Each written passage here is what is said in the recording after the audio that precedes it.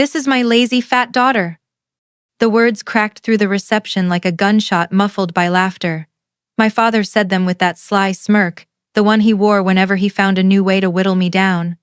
I'd spent my whole life hearing it in kitchens, in grocery store aisles, on church steps, but never into a microphone under the glow of crystal chandeliers. For a breath, the room stalled. Then the laughter came. Polite, tinkling, half-hearted but loud enough to brand me as the joke. It wasn't just their amusement, it was the way their eyes flicked toward me, hot, sharp, measuring. I felt the air thicken, and the floor tilted beneath my navy shoes. I was 53 years old, a mother, a colonel, and still, in that instant, I was 12 again. The girl who tried to disappear behind her hair, cheeks burning while strangers chuckled. I gripped the edge of the linen tablecloth as if it were rope on a storm deck. My son, Mark, shifted in his seat, his face pale. Jennifer's parents exchanged awkward glances, their polished politeness fraying. And my father, 72 years old and still hungry for an audience, lifted his wine glass, pleased with himself. But then, movement. 4 young men at the head table, groomsmen in identical tuxedos, exchanged a look. It was subtle, but I recognized it instantly. The silent choreography of men who had carried weight together. One of them cleared his throat, his voice steady. "Sir." The other 3 joined in, finishing the sentence in unison. "She's our commanding officer." The words struck the room like a trumpet call. Every glass paused mid-air, every head turned. The laughter died. My father froze, the color draining from his cheeks. He tried to swallow his wine, but choked mid-sip, sputtering and spraying Bordeaux across the white tablecloth in a scarlet fan. A waiter froze beside him, pitcher suspended. Guests stared between him and me, confusion cracking into shock. And me? I didn't move, didn't gloat, didn't smile. I let the words hang like banners in the air. Colonel, commanding officer, truth. For decades, I had carried medals, scars, and the weight of responsibility in silence. I had worn plain cardigans to family dinners, hidden my ribbons in closets, and let him believe I was still his shame, his disappointment. But now, the men I once led had spoken for me, and in their voices was something my father had never given me: respect. The orchestra faltered, the violins screeching into silence. The chandeliers glittered cold light across the stunned faces of the Hastings family. Jennifer's father clutched his cufflinks, his superiority suddenly unraveling. Jennifer herself looked at me with something between awe and apology. And my son, my dear Mark, stared at me as though seeing me for the first time. That was the moment everything turned. A wedding meant for polished speeches and gentle laughter had become a battlefield of truth. And for once, I was not the casualty. I didn't become invisible by accident. My father trained me that way. I grew up on a 2-lane road outside of Chillicothe, Ohio. The kind of place where people knew the mileage of every truck and the gossip at the diner traveled faster than the school bus. Summers smelled like cut hay and diesel. Winters were sharp with furnace dust. Everyone's business was visible in the church parking lot, which meant humiliation was never private, it was public sport. My father ran a plumbing and HVAC shop out of a squat cinderblock building behind our house. He was skilled with systems, pipes, valves, compressors. If something leaked, he tightened it. If something broke, he patched it. But with people, especially his own children, he only knew one method: mock, dismiss, move on. He wore ridicule like a tool belt. By the time I was 10, he had already given me nicknames that stuck like thorns: Big M, Bottomless Pit, Lazy Bones. He squeezed my upper arm in the church parking lot, as if testing a melon, and announced, "We're laying off donuts this week, right?" Men laughed, women looked away, and I learned early that silence was complicity. My mother tried to cushion it with kindness. Casseroles pulled warm from the oven, whispered reassurances in the kitchen when she thought I wasn't listening. "Don't mind him, honey. He doesn't mean it." But I knew better. He meant every word, and her kindness, though real, always dissolved under his laughter. One force canceled the other until I felt like zero. At school, I carried that zero inside me. I wore oversized t-shirts during cross-country practice, hoping fabric could erase me. My times were average, but I liked the steady rhythm of running alone. No applause, no spotlight, just breath and grit.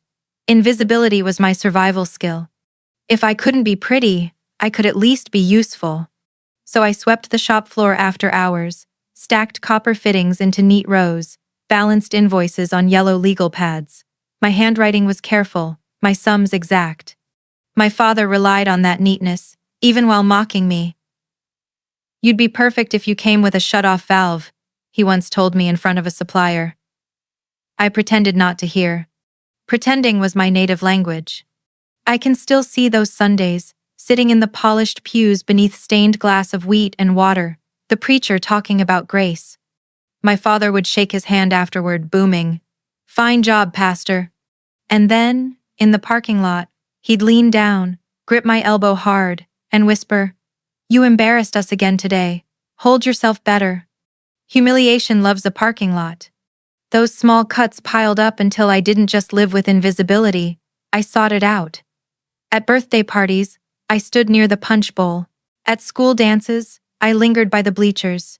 At family dinners, I let my brother's thinner, louder, more golden in his eyes take all the attention. He praised them for touchdowns and report cards, while I washed dishes in silence. But here's the thing about being made invisible. You start to see details others miss. You notice the way voices tighten before an argument. You learn when to step around a room to avoid explosions. You measure danger by the weight of silence. That skill, though born in cruelty, would later save lives. But as a girl, it only made me lonely. I carried the weight of his disappointment the way I carried my own body, awkwardly, quietly, with shame. My father thought invisibility meant weakness. He didn't know it was already becoming armor. By the time I hit 17, I had grown tired of carrying silence like a second skin. I wasn't loud, wasn't rebellious, but I knew I needed to get out of that house before invisibility swallowed me whole. It was a guidance counselor who slid the brochure across her desk one afternoon, her eyes steady on mine. "You're organized," she said, "and stubborn. Those two things go far in the service." I took the pamphlet home, folded and creased from where I'd kept it in my backpack.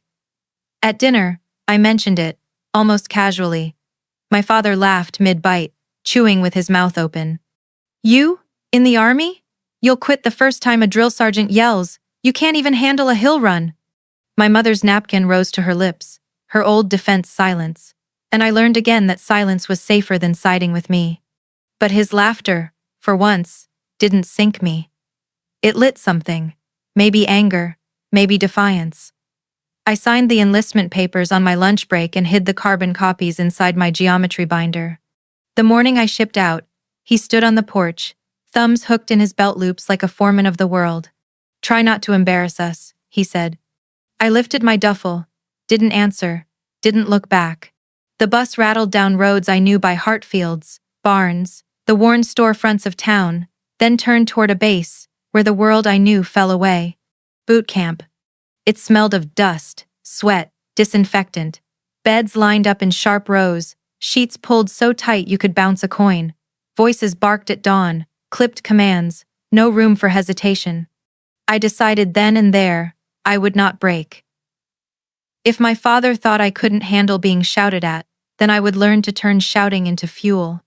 At first, I stumbled, my boots blistered, my push-ups were shaky, but I discovered something I could endure, and endurance, I realized, is its own kind of power.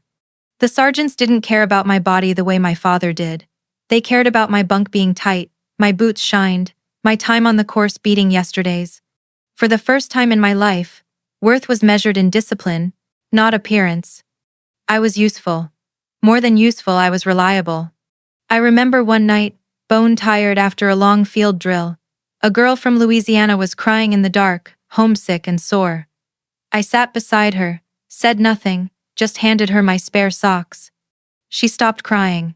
That was the first time I realized leadership wasn't about volume, it was about steadiness. The cadence in my head shifted. For years it had been my father's voice, lazy, fat, useless. Now it was a drill sergeant barking, faster, cleaner, do it again. And strangely, that felt like mercy. Because his voice didn't care who I had been. It only cared who I was becoming. By the end of boot camp, I wasn't invisible anymore. I didn't need to be. I had built something inside me. My father couldn't touch discipline, resilience, the beginnings of command. I had found myself. Promotions in the army don't arrive like parades. They come quietly, an extra bar pinned to your chest, a different cut of respect in the way others address you. Captain, then major, then lieutenant colonel. Each step came with more responsibility, more lives entrusted to me. Deployment hardened me. Iraq first heat that clung to you like a second uniform, sand that worked its way into boots, meals, letters home. Then Afghanistan mountains sharp as broken teeth, air so thin it burned your lungs, nights where silence wasn't peace but waiting. I learned to measure risk not in days, but in heartbeats. My soldiers, farm kids from Iowa, city boys from Queens, a baker from Baton Rouge who could strip a radio blindfolded, they became my second family. They didn't care about the size of my body, only the steadiness of my orders. In convoy briefings, they didn't look at my waistline, they looked into my eyes, waiting for me to say, "We'll get through this together." There's a certain kind of dignity in being needed for exactly what you can give, no more, no less. For the first time, I stood inside that dignity and called it home. But back in Ohio, nothing had changed. My father's shop still smelled of copper and furnace dust. My brother still earned his approval through boats, promotions, and hunting trophies. When my mother's heart failed and I flew home in my Class A's, there wasn't even time to change. The funeral was in the same church where I'd grown up, stained glass pouring wheat and water across the pews. Neighbors, women I'd known since childhood, squeezed my hands and whispered, "Your mama bragged on you something fierce." Their kindness felt like balm. My father, though, stood by the casket with his thumbs hooked in his belt loops, as if supervising. After the service, when someone asked him about my uniform, he didn't hesitate. "Just office work," he said before I could open my mouth. "She files papers and tries not to break a sweat." I remember holding a dish of macaroni someone handed me, the steam fogging my glasses. I wanted to scream, to shout the truth that I had led patrols through valleys where the air itself tried to kill us, that I had written letters to mothers whose sons didn't come home, that I had stood at too many ramps, watching flag-draped coffins roll past. But I said nothing. I swallowed it, same as always. That day taught me something. My military life and my family life would never share the same room. To my soldiers, I was ma'am, sir, colonel. To my father, I was still Big M. Invisible when I succeeded, oversized when I failed. So I stopped bringing my uniforms home, stopped correcting his stories. If he wanted to believe I shuffled papers, let him. It was easier to hide than to fight a man determined not to see you. But inside, the split was widening. Out there, in deserts and mountains, I carried weight that mattered: convoys, missions, lives. At home, I carried only his disappointment, like a ghost draped across my shoulders. 2 lives, one visible only to strangers, the other invisible to my own blood. When Mark was born, the world cracked open. His tiny fists, the way he blinked at light like it was too much to take in. I knew right then, I had a chance to rewrite the story I'd been handed. My father smiled at my newborn in a way he had never smiled at me. I didn't begrudge it. Infants are safe from comparison. But I made myself a vow that day. My son would never grow up feeling small in his own home. It wasn't easy. His father left when Mark was still young, and suddenly I was 2 parents in one uniform. Mornings started with me in combat boots. Evenings ended with me in sneakers rushing from base to PTA meetings. My hands learned 2 languages, tightening a faucet with a wrench, then steadying my son's feverish forehead the same night. I kept our home tidy, not out of vanity but because order is a mercy when life is loud. Bed made, shoes lined at the door, a fridge taped with spelling tests and stick figure drawings. In the military, tidiness keeps you alive. At home, it gave Mark a place where he knew he belonged. Discipline wasn't punishment, it was love. I taught him to fold his shirts, to sweep a floor until it shined, to make his bed like he was preparing for company. Small rituals that whispered, "You matter. Your space matters." He grumbled sometimes, sure, but years later, when I saw him smoothing a tablecloth at a restaurant out of habit, I knew the lessons had taken root. When report cards came home, I didn't grade him like my father had graded me. I taped them to the fridge, smiling not at the A's, but at the effort.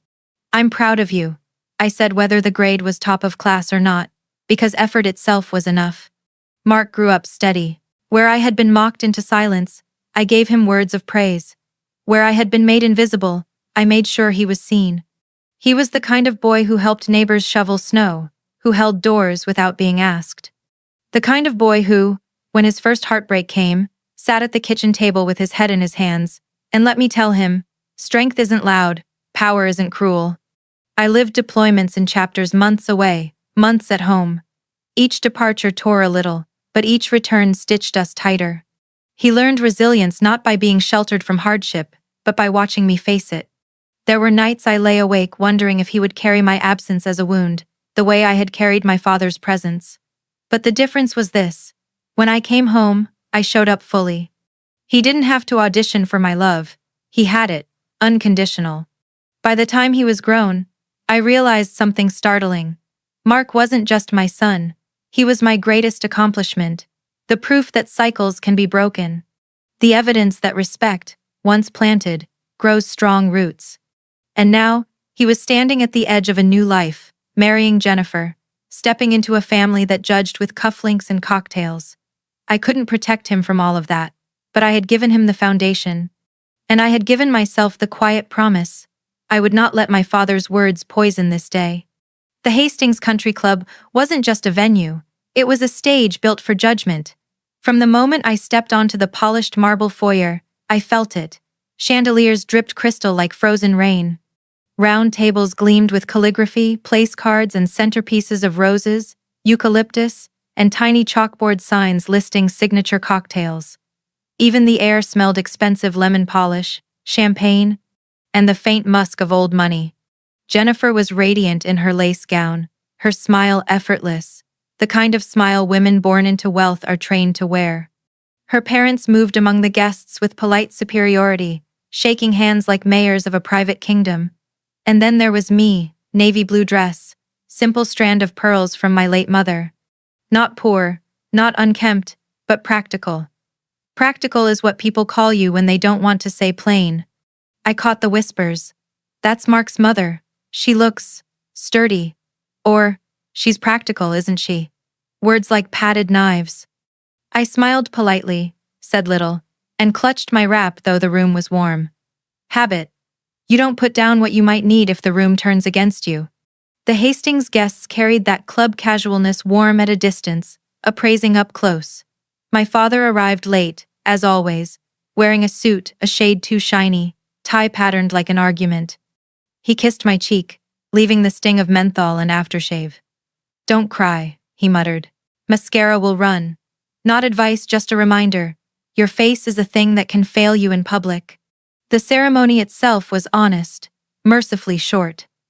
Mark's hand trembled when he slid the ring on Jennifer's finger, and my heart broke and healed at the same time. When they kissed, I swear I felt my mother's hand brush my shoulder, a silent blessing. But the real battle was always going to be the reception.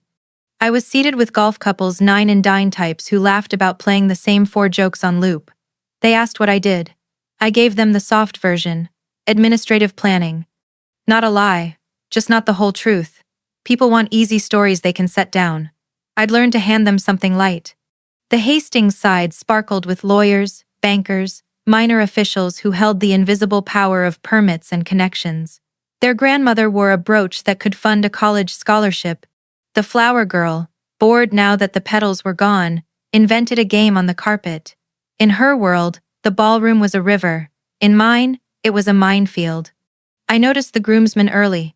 Not because they were loud, they weren't. They had that quiet stillness of men who'd carried rucks together, who knew how to scan a room without scanning. One bore a scar disappearing into his hairline. Another wore his watch on the wrong wrist. Small details most people would miss, not me. Dinner rolled out, prime rib announced like royalty, salads whisked away with a flourish. The polite roar of 100 conversations filled the air. And then I felt it, the shift.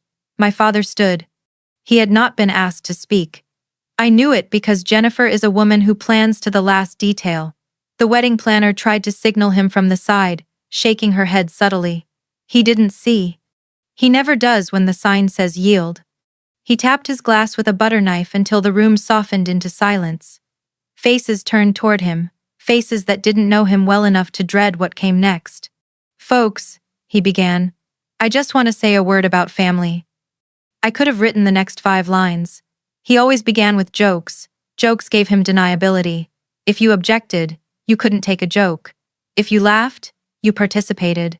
He thanked the Hastings, cracked about all the fancy forks got his laugh, and then his hand swept toward me. "This," he said, voice curling with pride he didn't feel, "this is my lazy fat daughter."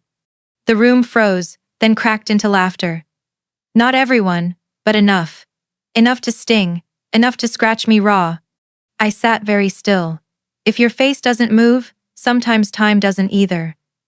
My son's knuckles whitened around his glass, his eyes fixed on the tablecloth. Jennifer's mother made a small choking sound, half etiquette, half shock. A cousin coughed into his fist to hide a grin. At my table, the golf husbands suddenly found their salad plates fascinating. It wasn't the first time he'd humiliated me, but this was worse than any parking lot, any Sunday jab, any offhand cruelty, because now, my humiliation had an audience. And still I did not speak. There are some battles you fight not by striking but by standing. Across the room, I caught the groomsmen's eyes. They shifted slightly, the way men do before they move in. One murmured something to another, and the response was a tiny shake of the head. Not yet. Intervention has a rhythm. You wait until the harm is undeniable. And my father wasn't finished. Bullies never are when the crowd is warm. My father, emboldened by laughter, launched into one of his greatest hit stories, the kind he trotted out whenever he wanted to buy power at someone else's expense. He told the tale of a Little League fundraiser, how I'd eaten 3 hot dogs, how everyone laughed and laughed at Big M, the bottomless pit. He left out that my brother had eaten 2 of them. Accuracy was never the point. The point was consent, the crowd's complicity in his cruelty. I stared at my hands on the linen. These were the same hands that had cleaned rifles, signed promotion orders, and steadied a fevered child's face in the dark. And yet, in my father's retelling, they were only greedy, clumsy, laughable. The wedding planner's assistant tried to redirect, "Let's toast the bride and groom," but he waved it off like a gnat. He was warming to his theme. And then it happened.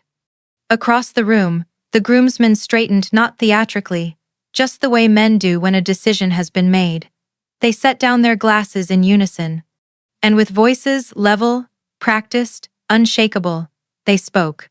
"Sir, she's our commanding officer." The words landed like a blade, clean and final. The laughter died instantly, cut off mid-breath. The ballroom split in 2, the before and the after. My father blinked, thrown off script.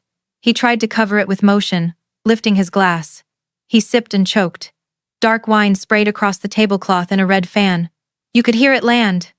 One groomsman, Staff Sergeant Miller, spoke with quiet steel. "With respect, Sir Ma'am led us in Coast Province. We'd prefer you speak of her accordingly." Prefer. Such a small, tidy word. But in that room, it was a line in the sand. The chandeliers glittered, but no one moved. Jennifer's father adjusted his cufflinks with hands that suddenly felt too heavy. Jennifer herself stared between me and them, confusion reshaping into something like awe. The whispers began, "Colonel, Afghanistan, convoy." And my father, my lifelong tormentor, sat sputtering, pale, his authority collapsing like wet cardboard. I didn't gloat. I didn't even smile. I simply stood in the silence, letting the truth speak louder than any insult ever could. The wedding planner tried to restart time, clapping her hands, ushering us toward toasts. The mic waited at the small platform, and I knew the room was holding its breath, waiting to see what I would do. Revenge was tempting. I had an audience, a balance due. But training runs deeper than appetite. My men had intervened because my father forgot how to be one. That meant I had a duty, not to him, but to them, to my son, to the truth. I rose, adjusted the microphone with 2 fingers, and let the feedback crackle and fade. "First," I said, my voice steady, "thank you." I turned to the groomsmen. Because gratitude is the right flag to raise when you're choosing what kind of story this becomes. Then I faced the room. I'm not here to correct anybody's biography. I'm here to celebrate two people who chose each other. Marriage is the art of honor in close quarters. You don't have to be perfect to be honorable. You just have to tell the truth, especially when it would be easier not to. I lifted my glass toward Mark and Jennifer. Here's to two good people getting each other home. The room rose, not all at once, but in that wave that means something deeper has been decided without a vote. Glasses clinked. The band shifted into a brighter key. My father did not stand. But he did not speak either. And sometimes, progress is subtraction. For the first time in decades, the weight had shifted. I was no longer the punchline. The truth had taken its rightful place in the room. The morning after the wedding, my house smelled of coffee and wilting flowers. Mark and Jennifer had left for the lake, their car too small for the flood of bouquets, so my counters were lined with vases like sentinels, petals bowing their tired heads. My phone buzzed with messages. Proud of you. Sorry about your dad. Did that really happen? I set it face down. The truth didn't need replies. By the third day, silence from my father pressed heavier than words, so I walked to his shop. The roll-up door was half open, the air thick with oil and old cardboard. He sat hunched over a ledger, pencils stabbing the numbers like they had wronged him. I brought back the socket set, I said, placing the case on the bench. I had marked the ones that were his. He grunted a thank you in his native language. I think we should talk. He didn't look up. We talked enough Saturday. No, I said quietly. You talked. Other people did. I haven't. He set the pencil down with exaggerated care. I could see his jaw tightening, a man bracing for impact. It was just a joke, he muttered. Jokes, I said, are supposed to be funny to the person who hears them, not just the person who tells them. He flinched, not because he didn't remember, but because he did. You never said what you'd do, he snapped, still not meeting my eyes. You never told me. You never asked, I answered. You filled the blanks with the story you preferred. For the first time in my life, I saw him falter. The bluster slipped. What do you want? An apology? I want you to stop, I said. Not just the big performances, the small cuts too. Stop buying power with my dignity. If you can't, then we'll see each other less. And I won't bring my son where he isn't respected. He stared at me, then really stared. Not at my body, not at my face, but at me. His eyes softened, just a fraction. You got hard, he said. I got clear, I replied. That week, he came to the Veterans Memorial with me. He shaved, wore a quiet tie, and stood beside me as names were read. He didn't grab my arm. He didn't translate me into smaller words when men approached to shake my hand. He just stood there, learning a new sentence. Silence that wasn't cruel. A few days later, he showed up at my house with a sack of tomatoes. He set them on the counter, muttered, "Got any salt?" It wasn't poetry, but it was something. Contrition doesn't always announce itself. Sometimes it arrives in a grocery sack with a paper towel tucked under it so the fruit won't stain your counter. We ate them standing up, juice dripping down our hands. He told me the price of copper that week, about a kid at the shop who over-tightened a valve and learned humility the hard way. I told him the sparrow in my yard had bullied a blue jay off the feeder. He grunted, like the world had offered us both a parable, but neither of us felt like forcing it. No, he didn't say he was proud of me. That word may never sit comfortably in his mouth. But when he left, he opened the screen door slowly so it wouldn't slam. Consideration is a dialect. I'll take it. Weeks later, at a cookout in my brother's backyard, he introduced me differently. "This is my daughter," he said. He paused just long enough for me to brace for the old script. But instead, he cleared his throat. "She runs things bigger than this grill. She takes care of people. That's all I'll say." It wasn't poetry, but it was enough. Moral resolution. I tell you this story not to humiliate my father, but to honor what can grow even in rocky soil. He was raised to measure worth by waistlines and wallets. He passed that yardstick to me because it was the only one he had. That doesn't excuse the damage, but it explains the weather I grew up under. Words are hammers. They can shape or they can shatter. The moral isn't complicated. Respect your children, even when they don't look like the picture you imagined, especially then. The body you mock might be the one carrying a pack through mountains. The quiet child you dismiss might be the one leading soldiers home. If you're a parent, a grandparent, or even just someone holding on to the echo of a cruel sentence from long ago, remember this: what you say in public can wound for decades, or it can heal in an instant. As for me, I don't wait for my father to announce my worth anymore. I've learned that honor isn't given by introductions, it's lived in the way you carry yourself when the lights are on you. And still, I'll admit he's trying. He calls me by my name more now. Sometimes he even smiles. That, in our language, is victory.